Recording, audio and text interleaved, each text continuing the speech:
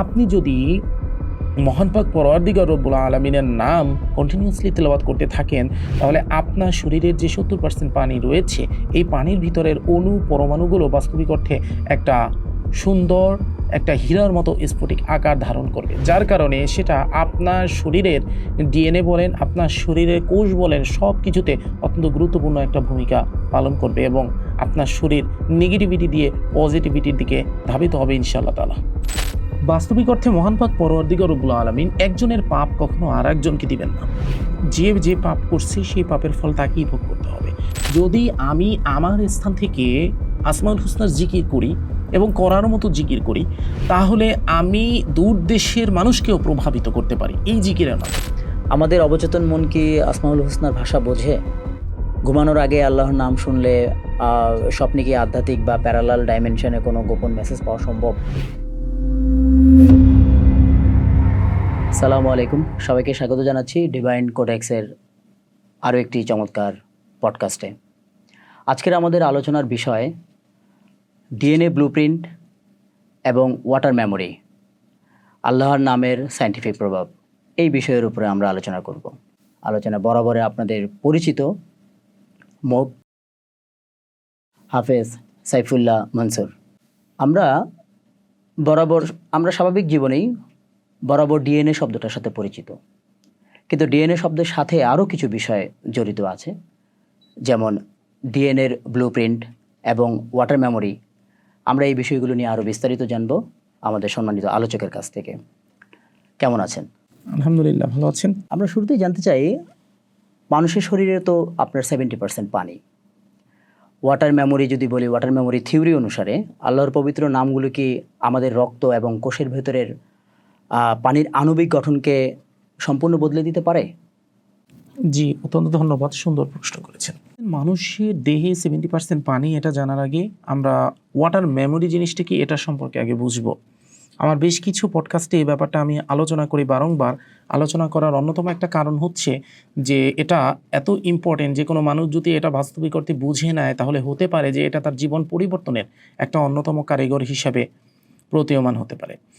Water মেমোরির ব্যাপারে একজন বিখ্যাত বিজ্ঞানী ডক্টর মাসারু ইমোতো একটা গবেষণা করেছিলেন। সেই গবেষণায় তিনি দেখেছেন যে যদি পানিকে আমরা উত্তম কোনো কথা বলি, ভালো কোনো কথা বলি, এবং তারপর সেই পানি আমি ফ্রিজে রাখার পর সেটাকে আমি অণুবীক্ষণ যন্ত্রের নিচে দেখি, তাহলে বাস্তবিক অর্থে পানির ভিতরের যে অণুপরমাণুগুলো, এগুলো একটা সুন্দর এক রত্নের মতো একটা স্ফটিক ধারণ করে।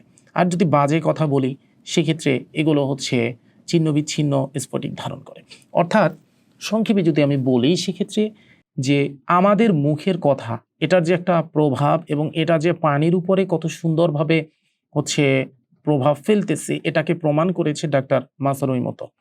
তো এখন ওয়াটার সেল মেমোরি যেটা আমরা বললাম, সেটা সম্পর্কে আমরা জানলাম। তো মানবদেহের সাথে ওয়াটার সেল মেমোরির সম্পর্ক কি?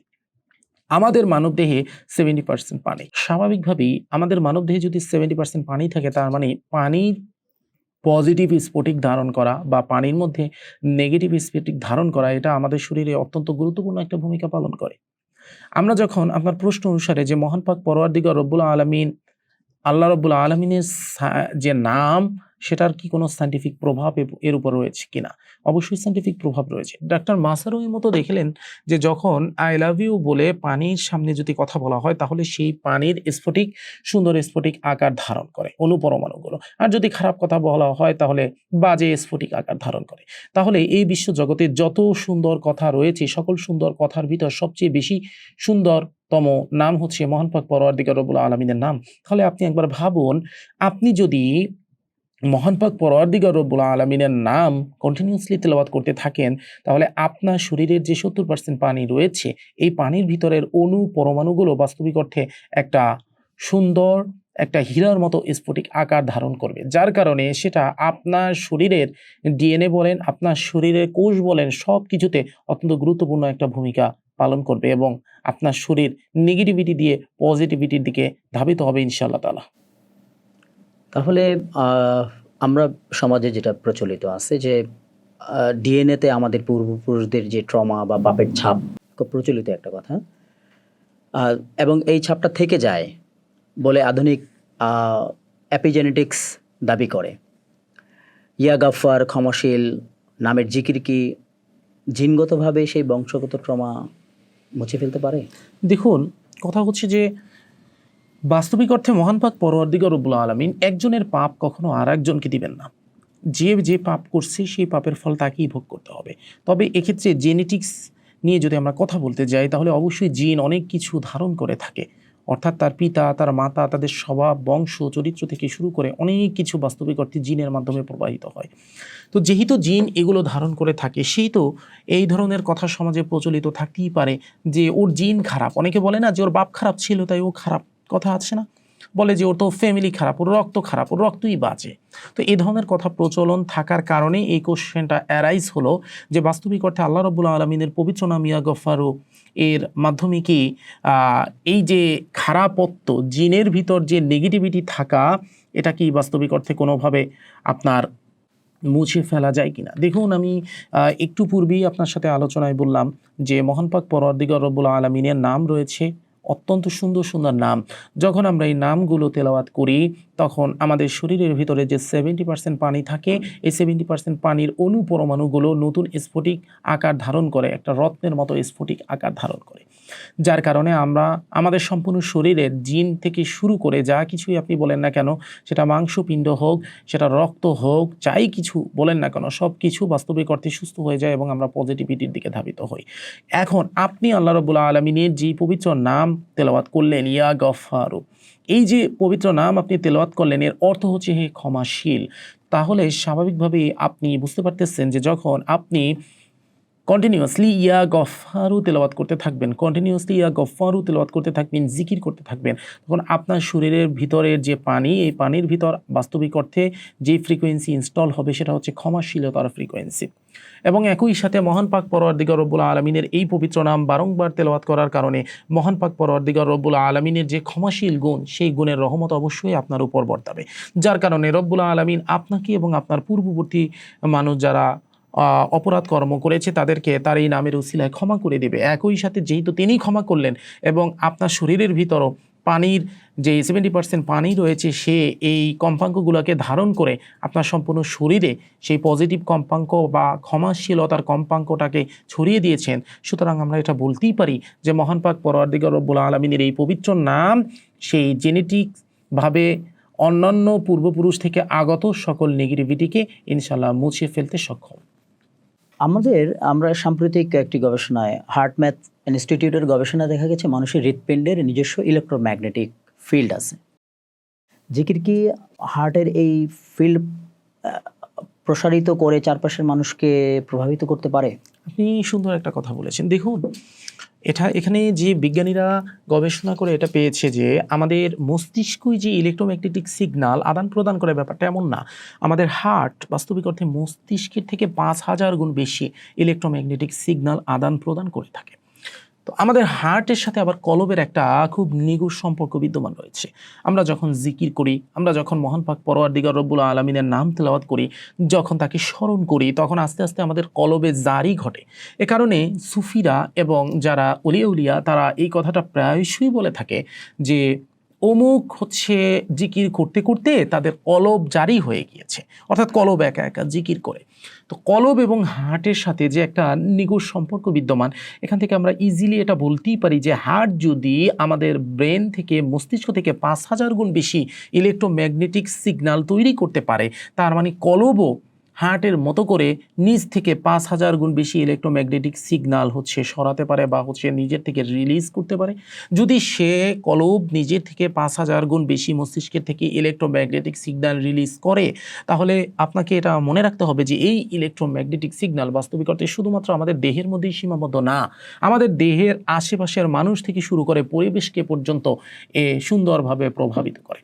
আমি আমার বেশ কিছু পূর্বের পডকাস্টেও বলেছিলাম যে যাহা কিছু আছে বিশ্ব ব্রহ্মাণ্ডে, তাহা কিছু আছে মানব শরীরে। অর্থাৎ একজন মানুষ তার মস্তিষ্কে যেই জিনিসগুলো ভাবতেছে, যেই থটগুলো তার মস্তিষ্কে নিতেছে, এই থটগুলো তার মস্তিষ্ক থেকে ভাইব্রেশন আকারে বের হয়ে যাচ্ছে এবং মহাবিশ্ব সেই সেম ফ্রিকোয়েন্সির ভাইব্রেশন তার দিকে আবার টিউন করে দিচ্ছে, তার দিকে পাঠিয়ে দিচ্ছে। তাহলে আপনি আমার সামনে বসে যদি আপনার অন্তরে কলব জারি হওয়ার কারণে, লাগাতার আসমাউল হুসনার জিকির করার কারণে আপনার কলব থেকে বারবার এত বেশি, প্রায় অ্যাভারেজে 5000 গুণ, অ্যাভারেজে 5000 গুণ বেশি শক্তিশালী ইলেকট্রোম্যাগনেটিক ফোর্স আপনার শরীর থেকে রিলিজ করতেছেন, তার মানে আপনার সামনে এই যে আমি বসা বা আমার সামনে আশেপাশে যত মানুষ বসা, আমরা সবাই কি এটা দ্বারা প্রভাবিত হব না? অবভিয়াসলি প্রভাবিত হব। সুতরাং আপনার প্রশ্নের উত্তর হচ্ছে হ্যাঁ, মহান পাক পরওয়ারদিগার রব্বুল আলামিনের পবিত্র নামের লাগাতার জিকিরের মাধ্যমে ইলেকট্রোম্যাগনেটিক ফোর্স যেটা আমাদের ভিতর থেকে বাহিরে যায়, সেই ইলেকট্রোম্যাগনেটিক ফোর্সের মাধ্যমে ইজিলি আমরা আমাদের আশেপাশের মানুষকে প্রভাবিত করতে পারি। আপনি আশ্চর্য হয়ে যাবেন, শুধু আশেপাশের মানুষ না, এক দেশে বসে অন্য আর এক দেশের মানুষকেও প্রভাবিত করা সম্ভব যদি আপনার ভিতরের ইন্টেনশন অত শক্তিশালী থাকে এবং ইয়াকিন অটুট থাকে। তাহলে এক দেশে থেকে অন্য আর এক দেশের মানুষকেও প্রভাবিত করা সম্ভব। তাহলে খুব স্বাভাবিক একটা প্রশ্ন মনে জাগতেই পারে, কোনো গর্ভবতী মা যদি নির্দিষ্ট কোনো আসমাউল হুসনার চর্চা করেন, তবে গর্ভের সন্তানের ব্রেন ডেভেলপমেন্টে ও বুদ্ধিমত্তা তা কতটা সায়েন্টিফিক বা জেনেটিক প্রভাব ফেলতে পারে? আপনার কথা সুন্দর, শোনেন একটু ঠান্ডা মাথায় আমরা ভাবি। আমি এইমাত্র আপনাকে বললাম যে যদি আমি আমার স্থান থেকে আসমাউল হুসনার জিকির করি এবং করার মতো জিকির করি, তাহলে আমি দূর দেশের মানুষকেও প্রভাবিত করতে পারি এই জিকিরের মাধ্যমে। অর্থাৎ আপনি রয়েছেন আপনার আমেরিকায়, আমি এখানে বসে আপনার নাম স্মরণ করে আল্লাহর একটা নির্দিষ্ট নামের জিকির করব। যখন আমি সঠিকভাবে আপনাকে ভিজুয়ালাইজ করব, তখন এই জিকিরের কারণে যে ইলেকট্রোম্যাগনেটিক ফোর্স উৎপন্ন হবে, সেটা আপনি যে দেশেই থাকুন না কেন সেখানে আপনাকে প্রভাবিত করবে। কেন প্রভাবিত করবে? কারণ জিকিরের যে ইলেকট্রোম্যাগনেটিক ফোর্স বা জিকিরের যে শক্তি, এটা বাস্তবিক অর্থে আমাদের এই 3D ডাইমেনশনের নয়, এটা অনেক হায়ার ডাইমেনশনের। এবং অনেক হায়ার ডাইমেনশনে বাস্তবিক অর্থে স্পেস এবং টাইম বলতে কোনো জিনিস নেই। আপনার কাছে এখন আমার মনে হচ্ছে যে আমি এখানে, উনি হচ্ছে আমেরিকায়, আমাদের মাঝে অনেক বড় স্পেস, আমাদের মাঝে অনেক বড় টাইমের গ্যাপ, কিন্তু হায়ার ডাইমেনশনে এটা নেই। যার কারণে আমরা যখন এটা অ্যাপ্লাই করব, তখন অন্য দেশেও হচ্ছে এটা কানেকশন ক্রিয়েট করতে পারবে ওই ব্যক্তির সাথে, তার মনকে প্রভাবিত করতে পারবে। এখন কথা হচ্ছে যদি সেটাই হয়, তাহলে আপনি কিভাবে এটা ভাবেন যে যে মা আমাকে গর্ভে ধারণ করে রেখেছে, সেই মার জিকির বা তার নিজের যে আমল সেটা তার বাচ্চার উপরে প্রভাব ফেলবে না? অবভিয়াসলি প্রভাব ফেলবে। ধরুন বাচ্চা যখন গর্ভে, এমনিতেই মায়ের অমরার সাথে বাচ্চার শরীর যুক্ত থাকে এবং তার মাধ্যমে পুষ্টি থেকে শুরু করে সব কিছু ওই বাচ্চা প্রাপ্তি ঘটে। তো এখন ওই মা যদি মহান পাক পরওয়ারদিগার রব্বুল আলামিনের পবিত্র নামসমূহ জিকির করতে থাকে, তার মানে হচ্ছে ওই মায়ের শরীরের ভিতরের 70% পানি পজিটিভভাবে অনুরণিত হচ্ছে এবং এই 70% পানি পজিটিভভাবে অনুরণিত হওয়ার কারণে সেই 70% পানির মাধ্যমে অমরা দিয়ে বাচ্চার শরীরে যেই পানি যাবে বা বাচ্চার শরীরে যে ব্লাড যাবে বা বাচ্চার শরীরে যেই পুষ্টি যাবে, সেটাও কিন্তু পজিটিভভাবে অনুরণিত হওয়া। যার কারণে আমরা ইজিলি বলতে পারি যে আমরা যদি পজিটিভ জিকির করি, আমরা যদি আল্লাহকে স্মরণ করি গর্ভবতী অবস্থায়, তাহলে অবভিয়াসলি আমাদের সন্তানের মধ্যেও সেই পজিটিভিটি যাবে। সেটা তার ব্রেন ডেভেলপমেন্ট থেকে শুরু করে তার সম্পূর্ণ শরীর ডেভেলপমেন্টের ক্ষেত্রে গুরুত্বপূর্ণ ভূমিকা পালন করতে পারে। কারণ হচ্ছে আমাদের তৈরি কে করতেছে? আল্লাহ রাব্বুল আলামিন তৈরি করতেছে। ব্রেন কে তৈরি করতেছে? আল্লাহ তৈরি করতেছে। সৃষ্টি কে করতেছে? আল্লাহ তৈরি করতেছে, আল্লাহ সৃষ্টি করতেছে। রিজিক কে দিচ্ছে? আল্লাহ রিজিক দিচ্ছে। সুতরাং সে আল্লাহ রাব্বুল আলামিনের নামের ফ্রিকোয়েন্সিতে যদি মা টিউন হয়, তাহলে অটোমেটিকলি সেই ফ্রিকোয়েন্সিতে বাচ্চাও টিউন হবে ইনশাআল্লাহ। স্বাভাবিক প্রশ্ন, ইতিহাসে অথবা সমসাময়িক সময়ে কি এরকম কোনো উদাহরণ দেওয়া যাবে আসমাউল হুসনা চর্চার মাধ্যমে গর্ভের সন্তান প্রভাবিত হয়েছে এবং সেটাই আপনি যে কোনো দিক থেকে আমার দর্শকদের জন্য বোঝার সুবিধা হচ্ছে আমার কথা হচ্ছে আমি হযরত আব্দুল কাদের জিলানী রহমতুল্লাহ আলাইহির কথা বলতে পারি যে অনেক মানুষ হচ্ছে এটা বলে থাকে, আমি জানি না সত্য এবং মিথ্যা, কারণ আমি তো তখন ছিলাম না, কিন্তু অনেক মানুষ এটা কিন্তু আলোচনা করে থাকে, অনেক মানুষ এটা বলে থাকে যে হযরত আব্দুল কাদের জিলানী রহমতুল্লাহ আলাইহি তার মায়ের পেট থেকে হাফেজ হয়ে বের হয়েছিলেন। কারণ তার মায়ের পেটে যখন তিনি ছিল, তখন তার মা এত পরিমাণে কোরআনুল কারীম তেলাওয়াত করেছেন, যার কারণে আব্দুল কাদের জিলানী রহমতুল্লাহ আলাইহি অর্ধেক হাফেজ হয়ে বের হয়েছেন তার মায়ের পেট থেকে। যদিও এটা তাজকিরাতুল আউলিয়ায় লেখা, এটা সত্য না মিথ্যা এটা আমি জানি না, কিন্তু আপনি যেহেতু আমাকে প্রশ্ন করলেন সেই প্রশ্নের উত্তর হচ্ছে এটা। এবার আসি, আপনি যদি আমার আদিম যুগের মানুষদের দেখেন, আপনার দাদা নানা, আপনার দাদি নানি, এরা কিন্তু প্রায়শই যখন মা গর্ভবতী হয় বা গর্ভে বাচ্চা আসে তখন প্রায়শই এই কথা বলে থাকে যে তোমরা বেশি বেশি করে এই দোয়া পড়ো, বেশি বেশি করে এই আমল করো, বেশি বেশি করে নামাজ পড়ো, বেশি বেশি করে আল্লাহ বিল্লাহ করো, জিকির করো, তাতে তোমাদের সন্তান ভালো হবে, তোমাদের সন্তানের ঈমান বৃদ্ধি পাবে এবং ঈমানি শক্তিতে উদ্দীপিত একজন সন্তান তুমি প্রাপ্ত হতে পারবা। গান বাজনা বিভিন্ন খারাপ জিনিস দেখতে কিন্তু বারণ করা হয় যে যত খারাপ জিনিস দেখবা তত সন্তানের উপর ইফেক্ট পড়বে। তো অবভিয়াসলি হতেই পারে এটা, এ কারণেই হয়তো বলা হয়, যেটা আমি সায়েন্টিফিকভাবে আপনাকে ব্যাখ্যা করলাম। কিন্তু মানুষ যখন রেগে যায়, হতাশ হয়, শরীরে তখন কর্টিসল হরমোন বাড়ে। ইয়া সালাম বা ইয়া মুমিন নামের জিকির কি সরাসরি মানুষের নার্ভাস সিস্টেম হ্যাক করে তাৎক্ষণিক রাসায়নিক প্রশান্তি দিতে পারে? অবশ্যই সুন্দর প্রশ্ন করেছেন। দেখুন, কেন পারবে না? অবভিয়াসলি পারবে, কেন পারবে না? না পারার তো কোনো কারণ নেই। কারণ মানুষ যখন হচ্ছে কর্টিসল হরমোন তার শরীরে ক্ষরণ হচ্ছে, যখন হচ্ছে সে নার্ভাস হচ্ছে, এমত অবস্থায় সে যখন হস্ত আল্লাহর দিকে উত্তোলন করতেছে, ইয়া সালাম মানে প্রশান্তিদাতা, এবং আল্লাহর বিভিন্ন নাম সে তেলাওয়াত করতেছে, এখানে তো শুধু তেলাওয়াত করাটা মুখ্য বিষয় না, এখানে মুখ্য বিষয় হচ্ছে নিজের ভিতর থেকে ফিল করা। আপনি একটা বিপদে পতিত হয়ে আপনি নার্ভাস থাকা অবস্থায় যখন ইয়া সালাম তেলাওয়াত করতেছেন, তখন আপনার ভিতর থেকেই তো অবচেতনভাবে এটা মাথায় আসতেছে যে হে প্রশান্তিদাতা, আমি যেহেতু তেলাওয়াত করতেছি হে প্রশান্তিদাতা, তার মানে তিনি অবশ্যই আমাকে প্রশান্তি দান করবেন। আমি যেহেতু তেলাওয়াত করতেছি রহমত দাতা, তার মানে তিনি অবশ্যই আমাকে রহমত দান করবেন।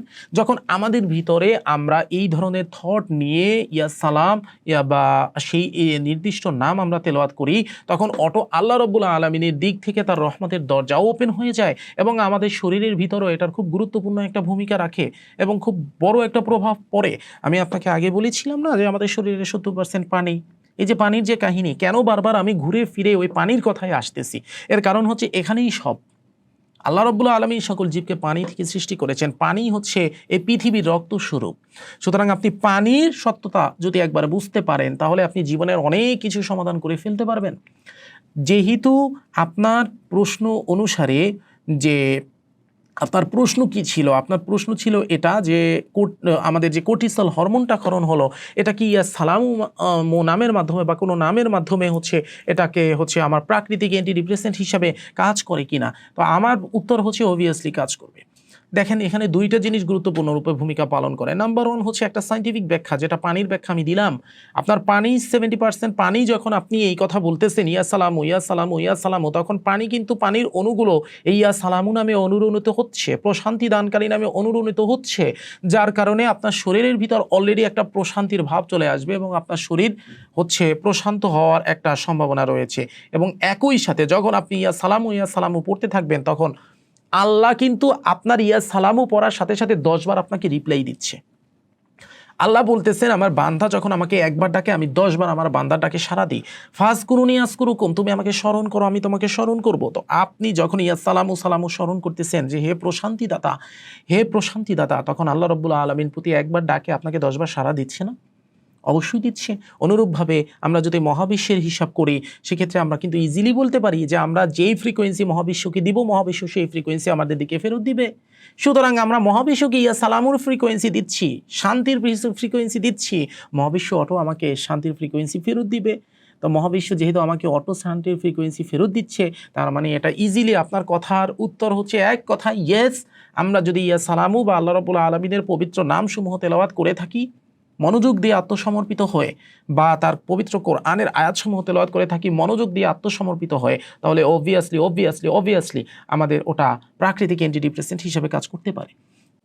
জিকিরের মাধ্যমে যদি 70% পানি অনুরিত হয়, জিকিরের মাধ্যমে যদি অনুরিত হয়, তাহলে কি এমন কি হতে পারে যে ক্যান্সারের মতো দুরারোগ্য ব্যাধির কোষগুলো ধ্বংস করতে আল্লাহর নির্দিষ্ট কোনো নামের ভাইব্রেশন শক্তিশালী সাউন্ড থেরাপি হিসেবে কাজ করতে পারে? অবভিয়াসলি, কেন করতে পারবে না? শুনেন, এখানে ইয়াকিন দ্বারা সব কিছু সম্ভব। আপনারা যদি গুগলে গিয়ে সার্চ করবেন দ্য মিরাকেল ম্যান, এটা সার্চ করলে আপনি এমন একজন মানুষের হিস্ট্রি পাবেন যে মানুষের শরীরের সব কয়টা হাড় ভেঙে গিয়েছিল। মেডিকেল সায়েন্স বলে দিয়েছে যে এই মানুষ কখনো আর উঠে দাঁড়াতে পারবে না। একজন মানুষের শরীরের সব কয়টা হাড় যদি ভেঙে যায়, সেই মানুষকে আর উঠে দাঁড়াতে পারে না।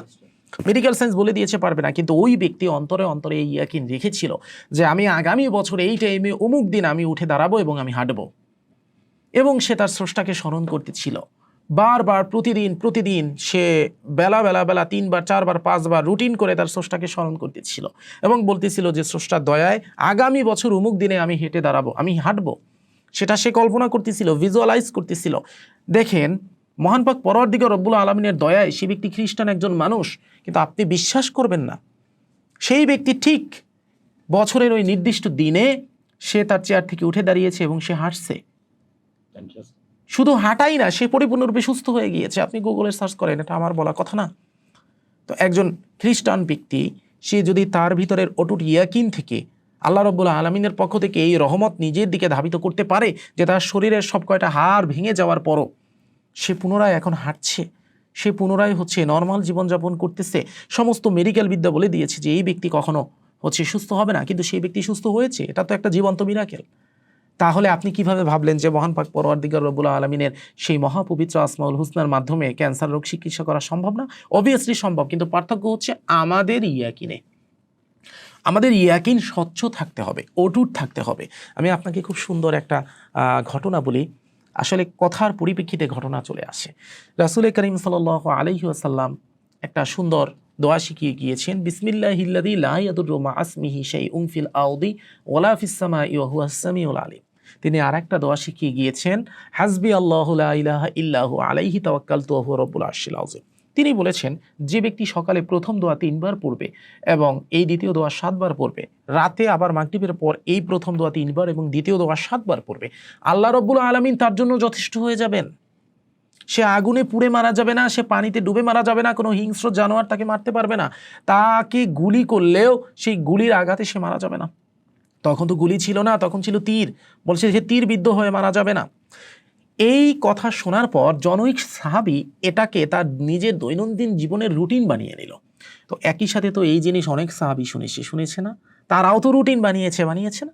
কিন্তু কাহিনী ঘটলো কি, ওই সাহাবী বাজারে যে কোনো একটা কাজে রত থাকা অবস্থায় একজন সাহাবী এসে তাকে বলতেছে, ওহে অমুক, তাড়াতাড়ি যাও, তোমার ঘরে তো আগুন লাগছে।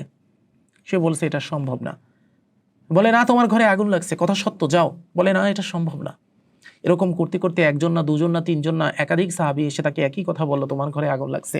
সে কোনো কর্ণপাতই করলো না।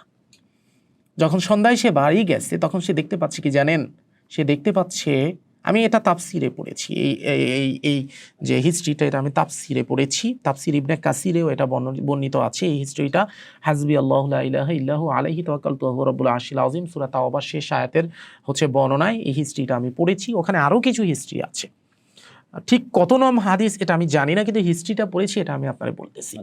তো বলতেছে, সে সন্ধ্যার সময় যখন গিয়েছে তখন গিয়ে দেখে কি জানেন, তার ঘরের চারপাশে মানে ডানে বামে টোটাল সব কিছু মিলিয়ে 40টা ঘর আগুনে পুড়ে গিয়েছে। তার ঘরের ডানের ঘরও আগুনে পড়েছে, তার ঘরের বামের ঘরও আগুনে পড়েছে, আশেপাশের 40টা ঘর আগুনে পড়ে গিয়েছে, কিন্তু তার ঘরটা অক্ষত অবস্থায় দাঁড়ানো।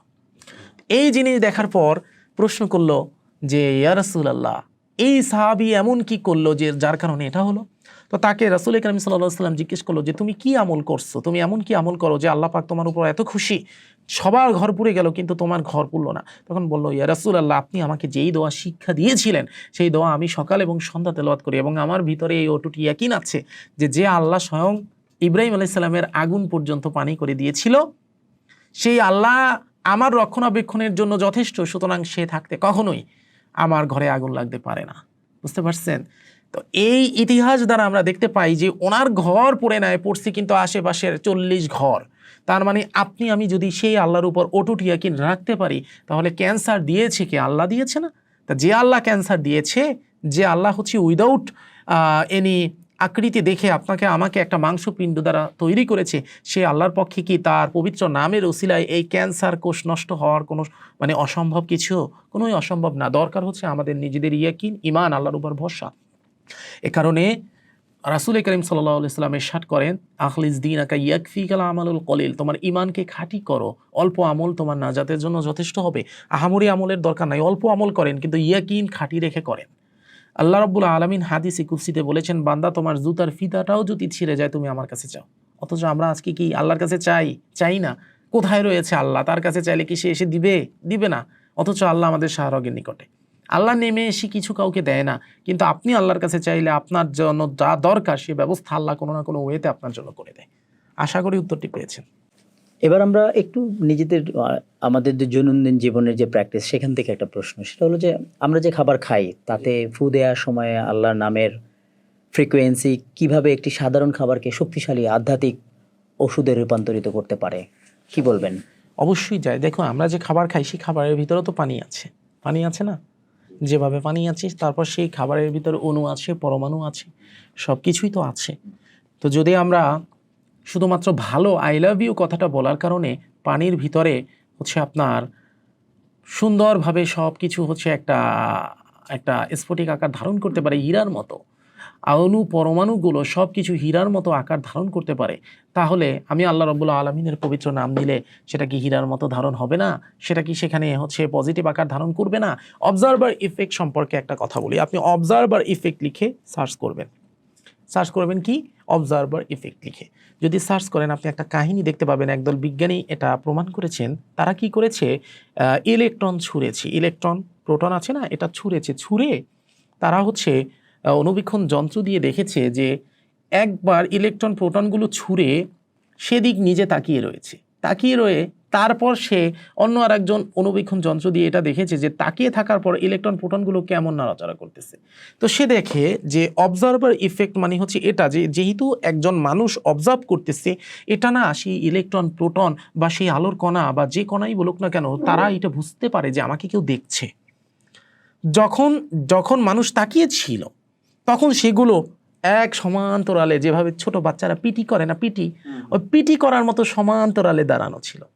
ইলেকট্রন ফোটনগুলো ছোটাছুটি করতে ছিল না। ইলেকট্রন ফোটন কোয়াক বা যে কোনাই বলি না কেন, সেটা ছোটাছুটি করতে ছিল না। সে পিটিতে যেভাবে বাচ্চারা দাঁড়িয়ে ছিল না, সেভাবে ডিসিপ্লিন মেনটেন করে দাঁড়িয়ে আছে। ওই সেম জিনিসই আবার হচ্ছে তারা ছুঁড়ে কোনো অবজার্ভ এবার করা হয় নাই, কেউ তাকায় নাই, দূরে ছিল। তখন দেখি কি জানেন, তারা সবাই ছোটাছুটি করতেছে, কেউ এলোমেলো, সবাই এলোমেলো, কেউ দাঁড়ানো না। অর্থাৎ একজন ব্যক্তি যখন ওটা অবজার্ভ করতেছে, সেটা ইলেকট্রন প্রোটন বা অন্যান্য কণা বা আলোর কণা বা যাই বলেন না কেন, সেটা বুঝতে পারতেছে, সেই অনুসারে সে ডিসিপ্লিনড ওয়েতে দাঁড়িয়ে আছে। যদি অবজার্ভ না করে, তার ডিসিপ্লিনড ওয়েতে সে দাঁড়াচ্ছে না। এর মানে কি, যদি আপনি যেই খাবারের ভিতর আল্লাহ তাআলার পবিত্র নাম পড়ে ফু দিচ্ছেন, সেই পবিত্র নামের যে ফ্রিকোয়েন্সি খাবারের ভিতর যাচ্ছে, সেখানে যে পানি আছে সেটা হচ্ছে পজিটিভ ফ্রিকোয়েন্সিতে অনুরণিত হচ্ছে। অনুরূপভাবে আপনি পজিটিভ জিনিস পড়ে ফু দেওয়ার কারণে আপনার যে অবজারভেশন, সেটা ওই খাবারের ভিতর অণু পরমাণুগুলোকে পজিটিভিটিতে রূপান্তর করছে, যার কারণে ওই খাবারটাও আপনার জন্য ওষুধ হিসাবে কাজ করতেই পারে। আশা করি বুঝতে পেরেছেন। এবার একটু ভিন্ন প্রসঙ্গ, সেটা হচ্ছে যে কিছু মানুষের উপস্থিতিতেই অন্য মানুষ খুব প্রশান্তি অনুভব করেন। তারা কি নিজেদের অজান্তেই আল্লাহর কোনো জামালি নামের এনার্জি ফিল্ড নিজেদের চারপাশে তৈরি করে ফেলেন? অবশ্যই, এটা সুন্দর কথা এবং সুন্দর প্রশ্ন। দেখুন, যে যত বেশি আল্লাহর নামের জিকির করবে, যে যত বেশি আল্লাহর পবিত্র নামের জিকির করে নিজের ভিতরে ওই পবিত্রটা হচ্ছে তৈরি করতে পারবে, উৎপন্ন করতে পারবে, সে তত বেশি পরিমাণে অন্য মানুষকে প্রভাবিত করতে পারবে। কিছু মানুষের সামনে গেলে আমাদের এমনিতেই শান্তি আসে অন্তরে। অবশ্যই সে এমন কোনো আমল করে, সে এমন কোনো কর্ম করে যেটা সাধারণ মানুষ করে না। অবশ্যই সে আল্লাহ রাব্বুল আলামিনের নিজের অজান্তে হোক, আল্লাহ রাব্বুল আলামিনের এমন কিছু জিনিসকে নিজের দিকে আকর্ষণ করে, যেই জিনিসগুলো হচ্ছে সাধারণ মানুষ করে না, যে কারণে সাধারণ মানুষের সামনে তাকে একটা প্রশান্ত চিত্তের আত্মা হিসাবে আল্লাহ রাব্বুল আলামিন উপস্থিত করে। এক্ষেত্রে যদি কোনো অমুসলিম বা নাস্তিক ব্যক্তি শুধু সাউন্ড ফ্রিকোয়েন্সি হিসেবে আল্লাহর নামগুলো চ্যান্টিং করে, তবে কি তার শরীরেও এরকম পজিটিভ বায়োলজিক্যাল পরিবর্তন আসবে? খুব সুন্দর কথা বলেছেন। আপনার কি মনে হয় যে আমরা হচ্ছে আমাদের সংকীর্ণ মনোমস্তিষ্ক দিয়ে আমরা বিচার করি, একে অপরের মাঝখানে হচ্ছে আমরা ভেদাভেদ করি, আল্লাহ রাব্বুল আলামিন সেটা করবেন? কখনো না। আল্লাহ রাব্বুল আলামিন আল্লাহ আদল, তিনি ন্যায় বিচারক। যে ব্যক্তি হিন্দু, যে ব্যক্তি খ্রিস্টান, যে ব্যক্তি নাস্তিক, তারা সকলে আল্লাহ রাব্বুল আলামিনের কিন্তু সব সুযোগ সুবিধা পাচ্ছে। আপনার কি মনে হয় যে একজন ইমাম সাহেব যে 5 ওয়াক্ত নামাজ পড়াচ্ছে, সেই শুধুমাত্র অক্সিজেন পাচ্ছে, আলো পাচ্ছে, বাতাস পাচ্ছে না? যে নাস্তিক সেও সেম জিনিসই পাচ্ছে, সবাই সবার জন্য ইকুয়াল। যে আল্লাহকে মান্য করতেছে আল্লাহ তাকেও যা দিচ্ছে, যে আল্লাহকে মান্য করতেছে না আল্লাহ তাকেও তা দিচ্ছে, যে আল্লাহর বিদ্রোহ ঘোষণা করতেছে আল্লাহ তাকেও তা দিচ্ছে। সুতরাং একজন অমুসলিম ব্যক্তি হোক আর যেই হোক না কেন, যদি মহান পাক পরওয়ারদিগার রব্বুল আলামিনের নাম তেলাওয়াত করে, অবশ্যই তার ভিতরও এই পজিটিভ ফ্রিকোয়েন্সিগুলো ইনপুট হবে এবং সেও এই সকল কিছু উপভোগ করতে পারবে, সেও পজিটিভ শক্তিতে রূপান্তর করতে পারবে নিজেকে এবং সেও সব রকম ফায়দা নিতে পারবে। আল্লাহ রাব্বুল আলামিন এমন না যে তিনি শুধু মুসলমানদের জন্য আল্লাহ আর সাধারণ মানুষদের জন্য না, না, তিনি বিশ্বজাহানের প্রভু। আল কোরআন কিন্তু শুধু মুসলমানদের জন্য নাজিল হয় নাই, আল কোরআন সমগ্র বিশ্বের জন্য নাজিল হয়েছে। কিন্তু আমরা মুসলমানরা এটাকে মান্য করি, অন্যরা মান্য করে না, এটাই হচ্ছে কথা। আশাবাদী উত্তরটি পেয়েছেন। আরেকটু বিষয় জানি, আরেকটু বিষয় সর্বশেষ আমি এই জায়গাটাই আপনার একটু অ্যাটেনশন চাই। সেটা হলো যে আমাদের অবচেতন মন কি আসমাউল হুসনার ভাষা বোঝে? ঘুমানোর আগে আল্লাহর নাম শুনলে স্বপ্নে কি আধ্যাত্মিক বা প্যারালাল ডাইমেনশনে কোনো গোপন মেসেজ পাওয়া সম্ভব? অবশ্যই সম্ভব। শুনুন, আমাদের অবচেতন মন বাস্তবিক অর্থে কি? আমাদের অবচেতন মন হচ্ছে আমাদের সেই মন যেটা আমরা চেতনভাবে কল্পনাই করি না, কিন্তু সেটা কর্মরত। আমাদের মস্তিষ্কের প্রায় 95% হচ্ছে অবচেতন মন দিয়ে ভরা, আর 5% হচ্ছে কনসিয়াস মাইন্ড বা চেতন মন দিয়ে ভরা। যখন আমরা ঘুমাতে যাই তখন আমাদের এই অবচেতন মনে অ্যাক্টিভেট হয়ে যায় বেশি এবং আমাদের চেতন মন সম্পূর্ণরূপে হচ্ছে ডেবে যায়।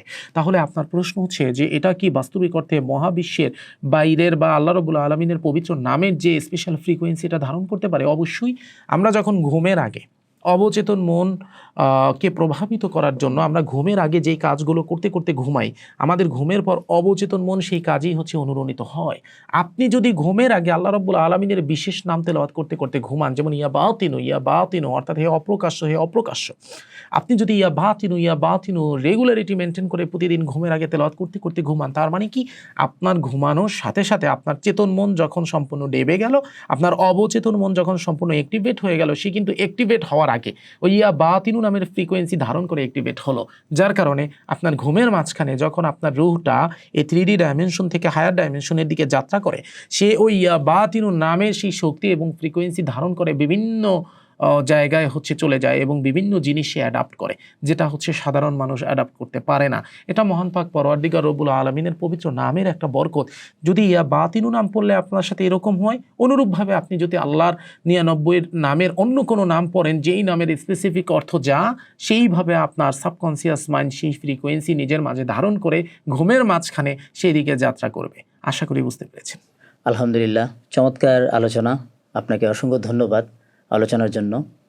দর্শক যারা দেখছেন, সত্যিকার অর্থেই যে আলোচনা, এই আলোচনায় আসলে এতটুকুতে সন্তুষ্ট থাকা খুবই মুশকিল। মনে আরও নানান জিজ্ঞাসা, নানান প্রশ্ন রয়েই গেল। যাই হোক, ধন্যবাদ আমাদের সাথে থাকার জন্য। আপনাদের সবাইকে আবারও ধন্যবাদ জানিয়ে আজকের মতো এখানেই শেষ করলাম। সবাই ভালো থাকবেন। আল্লাহ হাফেজ।